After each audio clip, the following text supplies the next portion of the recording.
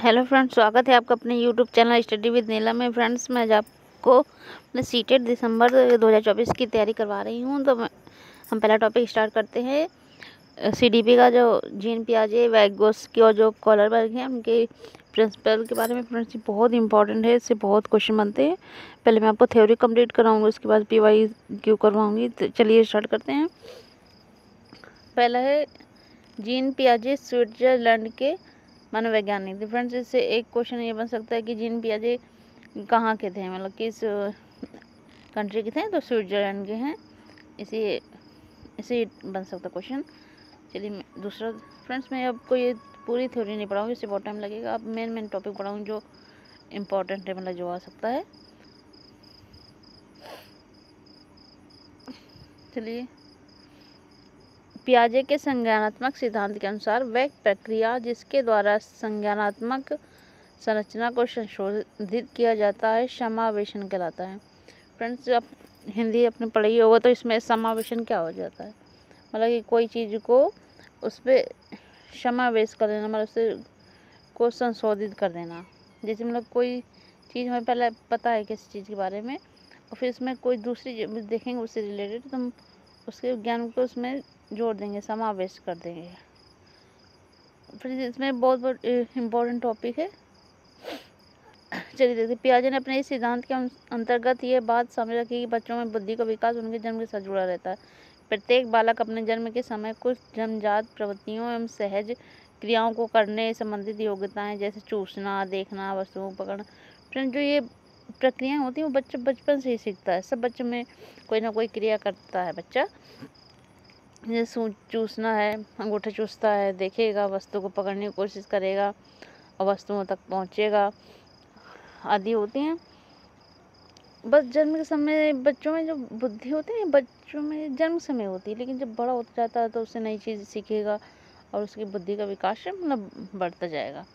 Friends, एक इसमें जो बहुत इम्पोर्टेंट टॉपिक है, जैसे समावेशन, ये हो गया टॉपिक। इसमें एक है यहाँ पर अनुकूलन। एक टॉपिक है अनुकूलन। अनुकूलन क्या होता है?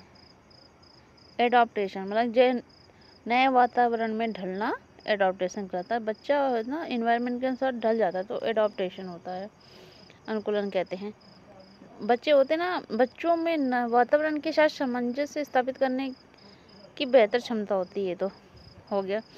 पूर्व ज्ञान के साथ नवीन ज्ञान को जोड़ने की प्रक्रिया को आत्मसातीकरण कहते हैं, एसिमुलेशन।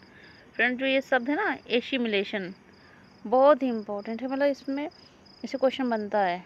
जैसे हमें पूर्व ज्ञान के साथ नए ज्ञान को जोड़ना एसिमुलेशन कहते हैं। जैसे हमने पूर्व ज्ञान में देखा कि जैसे हमने कुत्ता देखा, जो बच्चा है उसको ब्लैक कुत्ता देखा, तो उससे हम बच्चे को बताएंगे बच्चे ये कुत्ता है, तो सोचेगा कि हाँ, जो ब्लैक कलर का होता है वो कुत्ता होता है।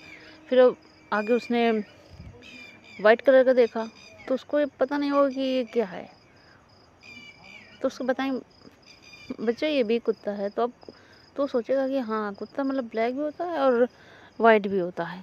तो मतलब क्या करेगा, जो उसने सोचा ना हाँ ऐसा भी होता है, तो वो एसिमुलेशन कर देगा, पूर्व ज्ञान के साथ नवीन ज्ञान को जोड़ देगा। जैसे हम एक और टॉपिक बताते हैं, मतलब जैसे हमने रोज़ देखा है, रेड रोज़ देखेंगे, बच्चे से कहते हैं बच्चे ये रोज़ है, तो वो सोचेगा हाँ, जो रेड कलर का होता है वो रोज़ होता है। रोज़, उसको तो ये पता होगा कि हाँ, रोज़ रेड कलर के होता है। अगर उसने कहीं वाइट रोज़ देख लिया तो उसको ये नहीं पता होगा ये रोज़ है। अब उसको बताओ कि बेटा ये रोज़ है, तो उसको पता चलेगा हाँ, रोज़ वाइट कलर के भी रोज़ होते हैं और कलर के भी रोज़ होते हैं। तो क्या करेगा, उसमें नवीन ज्ञान, पूर्व ज्ञान के साथ नवीन ज्ञान को जोड़ देगा, एसिमुलेशन हो जाएगा। चलिए, ये टॉपिक हो गया। जब बालक अपने पुराने स्कीमा अर्थात ज्ञान में परिवर्तन करना प्रारंभ कर देता है तो वह प्रक्रिया समायोजन कहलाती है। पहले में उसने क्या किया था, पूर्व ज्ञान के साथ नवीन ज्ञान को जोड़ दिया था। अब इसी में वो एडजस्टमेंट करेगा। एक दूसरा टॉपिक होता है जो पुराना ज्ञान है, जैसे कि हमने उसको बताया कि चार गाय बच्चे को दिखा दी, तो 4 पैर होंगे, कहेंगे बेटा देखो ये गाय है, तो वो सोचेगा हाँ 4 पैर वाली है तो गाय है। फिर वो भैंस भी देख लेगा तो उसे ये नहीं पता होगा कि भैंस है, मतलब उसे लगे हाँ ये 4 पैर वाली तो गाय ही है, तो क्या होगा उसके बच्चे का?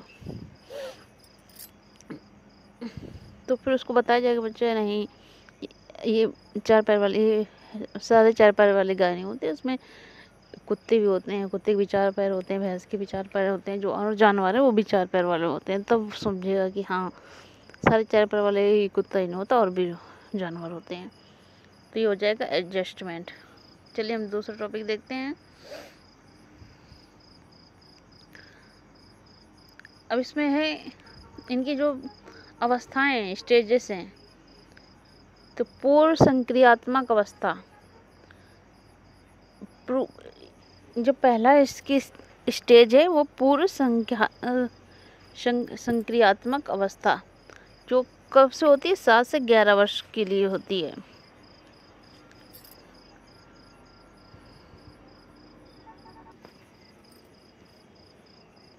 चलिए फ्रेंड्स, अब हम देखते हैं कि इनकी स्टेजेस हैं, कौन कौन सी स्टेज हैं, देखते हैं। फर्स्ट स्टेज है इंद्रिय जनित गामन अवस्था। इसका नाम क्या है? इंद्रिय जनित गामन अवस्था, जो जन्म से लेकर 2 वर्ष तक होती है। तो चलिए देखते हैं मानसिक क्या क्या है। मानसिक क्रियाएं इंद्रिय जनित गामन क्रियाओं के रूप में ही संपन्न होती हैं। इंद्रिय से रिलेटेड है ये। इंद्रियां क्या है? नाक, कान, दिमाग, ये मतलब ये जो सब क्या होता है, इससे क्या होती? क्रियाएं होती हैं, मानसिक क्रियाएं होती हैं, जो हम लोग सोचते हैं दिमाग में होती है। जैसे भूख लगने की स्थिति में बालक रोकर व्यक्त करता है। जैसे बच्चे को भूख लगेगी तो क्या करेगा? रोने लगेगा, तो हम पता चलता है हाँ बच्चा भूखा है। इस अवस्था में व्यक्ति आँख, कान एवं नाक से सोचता है। जिन वस्तुओं को प्रत्यक्ष देखते हैं उनके लिए उसी का अस्तित्व होता है। फ्रेंड्स, मतलब ये इंद्रियों से रिलेटेड है। अब ये समझ लीजिए, इस आयु में बालक की बुद्धि उसके कार्यों द्वारा व्यक्त होती है। जैसे मतलब कि बच्चा क्या करेगा? बच्चा क्या होता है? छोटे बच्चे होते हैं जिस हम जान जाते हैं, हम बच्चे बुद्धिमान कैसे, कि वो नई नई क्रियाएं करेगा, ये होता हो। जैसे चादर पर बैठा शिशु चादर पर ही थोड़ी दूर स्थित खिलौने को प्राप्त करने के लिए चादर को खींचकर खिलौना प्राप्त कर लेता है। जैसे बच्चा चादर पे बैठा है और उसके दूर खिलौना रख देंगे तो वो क्या करे? पाने की कोशिश करेगा, तो नहीं पा पाएगा, तो क्या करे? चादर को खींचेगा कि और यहाँ को आ जाएगा, मतलब पास में आ जाएगा। तो ये होता है। इस तरह ये अवस्था अनुकरण, स्मृति और मानसिक निरूपण से संबंधित है। फ्रेंड्स, ये जो अनुकरण, स्मृति और मानसिक क्रियाओं निरूपण से संबंधित है। ये इंद्रिय जनित मतलब कि इंद्रियों से होता है, याद रखना है आपको। चलिए देखते हैं दूसरी अवस्था क्या है। चलिए हम दूसरी स्टेज देखते हैं, पूर्व संक्रियात्मक अवस्था। फ्रेंड्स, ये होती है 2 से 7 वर्ष तक। इस अवस्था में क्या होता है? इस अवस्था में बालक अपने परिवेश की वस्तुओं को पहचानने एवं उसमें विभेद करने लगता है। मतलब जब बच्चा बड़ा हो जाएगा, मतलब तो उसकी 2-7 वर्ष का हो जाएगा, तो बच्चे पहचानने लगेगा इस चीज़ को कि हाँ ये कुत्ता है, ये बिल्ली है, ये गाय है, ये भैंस है, मतलब उसके बारे में डिफ्रेंशिएट करने लगता है। इस दौरान उसमें भाषा का विकास भी प्रारंभ हो जाता है। इस अवस्था में बालक नई सूचनाओं और अनुभवों का संग्रह करता है। वह अपनी अवस्था की अपेक्षा अधिक समस्याओं का समाधान करने में योग्य हो जाता है। बच्चों में वस्तु स्थायित्व के गुणों, विचारों, अनुक्रमणीयता एवं केंद्रीकरण क्षमता का विकास हो जाता है। फिर जो ये अनुक्रमणीयता और केंद्रीकरण होता है, ये बहुत ही इम्पोर्टेंट टॉपिक है। इसके बच्चों में वस्तु स्थायित्व के गुण आ जाते हैं।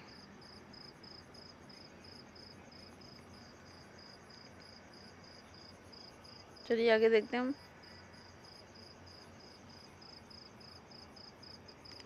चलिए थर्ड देखते हैं, मूर्त संक्रियात्मक अवस्था। ये 7 से लेकर 11 वर्ष तक होती है। इस अवस्था में बालक में वस्तुओं को पहचानने, उनमें विभेदीकरण करने लगता है, वर्गीकरण, क्लासिफिकेशन करने की क्षमता विकसित हो जाती है। फ्रेंड्स, जो मूर्त संक्रियात्मक अवस्था होती है, 7 से 11 वर्ष तक बच्चा होता है। इस अवस्था में बच्चे ना वस्तु को पहचानने लगता है, हाँ कि हाँ ये कुत्ता, ये बिल्ली है, पहचानने लगेगा वो, और उनमें विभेद भी कर लेगा। डिफ्रेंशिएट कर लेगा दो चीज़ों में, और उनका क्लासिफिकेशन भी कर लेगा।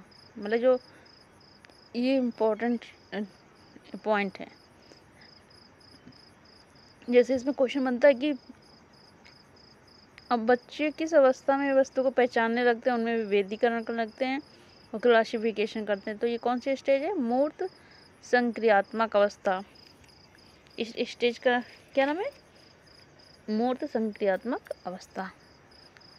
चलिए देखते हैं। वह उनका चिंतन अब और अधिक क्रमबद्धता और तर्क संगत करना चालू कर देता है।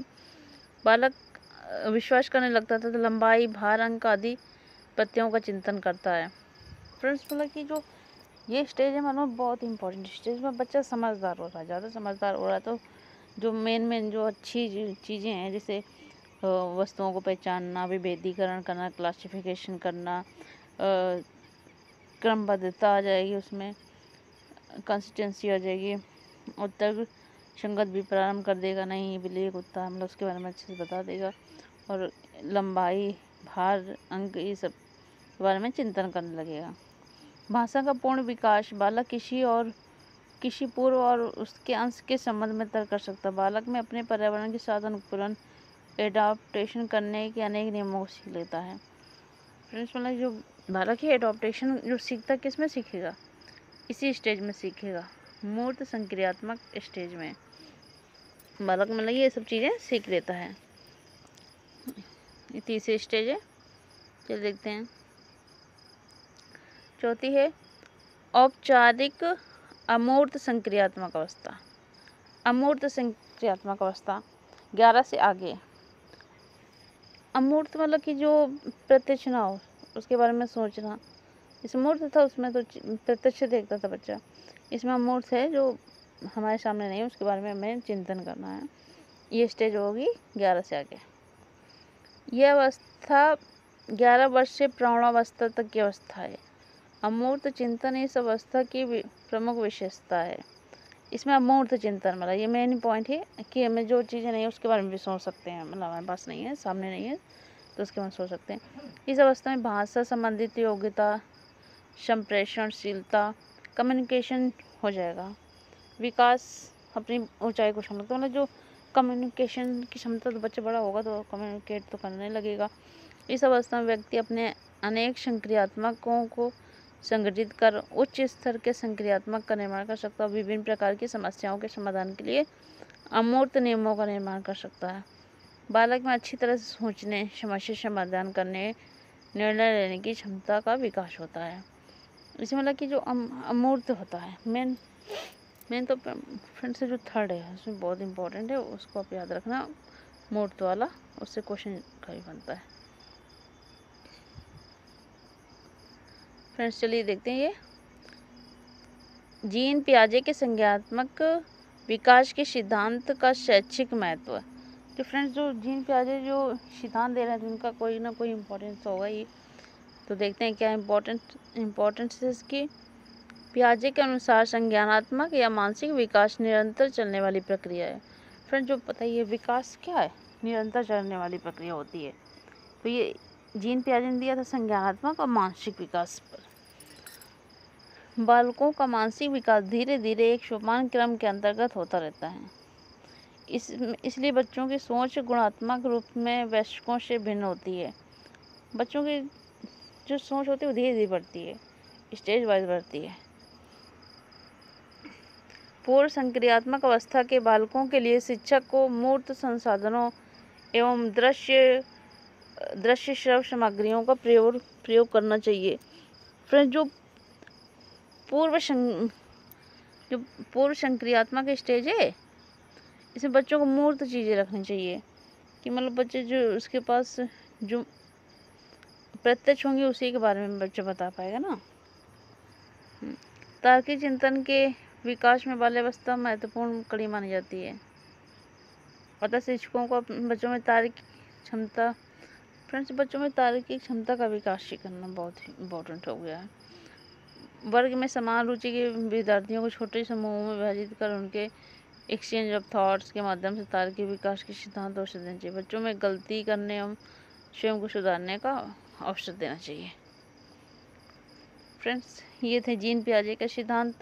फ्रेंड्स आपको वीडियो अच्छा लगा तो वीडियो को लाइक कीजिए, चैनल को सब्सक्राइब कीजिए, कमेंट्स कीजिए। फ्रेंड्स मैं इसमें भी और हैं जो कोहलबर्ग और वाइगोत्स्की हैं, उनके सिद्धांत को पढ़ाने के बाद मैं आपको PYQ करवाऊंगी। फ्रेंड्स एक बार टॉपिक पढ़ने से ये क्लियर हो जाएगा। Friends thank you.